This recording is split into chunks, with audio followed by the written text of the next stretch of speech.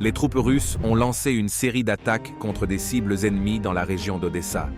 L'une des cibles à avoir été touchée était le port de Vilkovo sur le Danube, utilisé par les forces ukrainiennes pour leurs besoins militaires.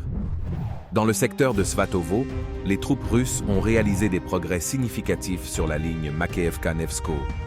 Le commandement ukrainien déploie hâtivement des forces supplémentaires dans la zone pour tenter de contenir l'offensive. Au sud, des troupes ukrainiennes ont tenté d'attaquer les positions russes dans la forêt de Serebriansky. Les unités ennemies qui progressaient furent rapidement détectées et repoussées par de denses tirs d'artillerie. Dans le secteur de Donetsk, les troupes russes ont repris l'opération sur la zone fortifiée d'Avdiivka. Sur le flanc nord, les troupes russes sont parvenues à percer jusqu'à Berdichy, où les combats ont été engagés. Au sud, des unités russes sont passées à l'offensive depuis le village de Spartak.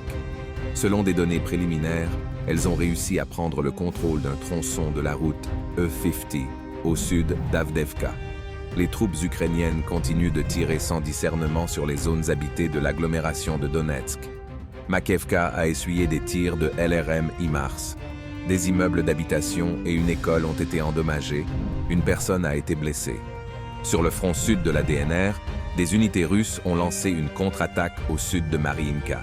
Les troupes ont percé les défenses ennemies et occupé des hauteurs tactiques aux abords de Novomikhailovka. Dans le secteur de Vremievski, les forces ukrainiennes ont tenté d'étendre la zone sous leur contrôle près de Novodonetsky et de Novomayorsky.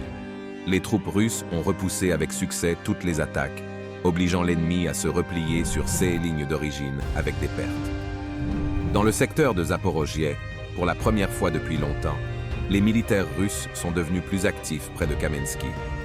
Au cours de l'offensive, le contrôle a été établi sur d'importants territoires au nord du village de Zerebianki,